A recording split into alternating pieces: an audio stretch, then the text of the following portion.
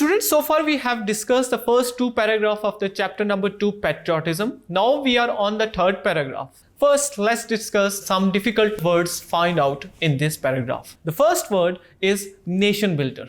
Nation builder is a person who actually works for the development of a country. जिसका nation, जिसका कौम के बनने में कोई किरदार होता है, हम उसको नेशन बिल्डर कहते हैं. जैसे Quaid Azam is a nation builder. The next word is सब कॉन्टिनेंट.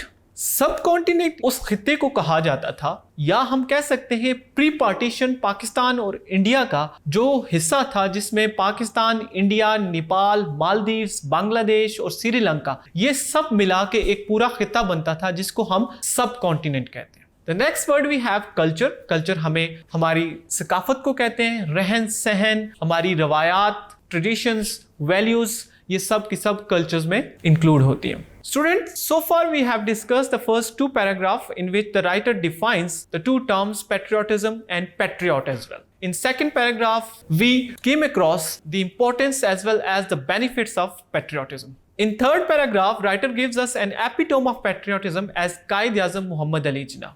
आपने मुसलमानों की सकाफत, उनकी रवायात, मजहबी आज़ादी को मद्देनजर रखते हुए मुसलमानों के लिए एक अलग रियासत का ख्वाब जो कि इलामा मोहम्मद इकबाल ने देखा था, उसको शर्मिंदा एक ताबीर किया और उसके लिए अनतक मेहनत और हुब्बुल वतनी का मुजाहिरा किया.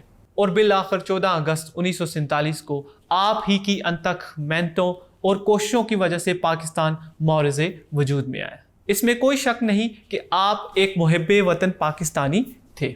Students, this was all in this paragraph. I hope you understand it well. Let's move to the fourth one.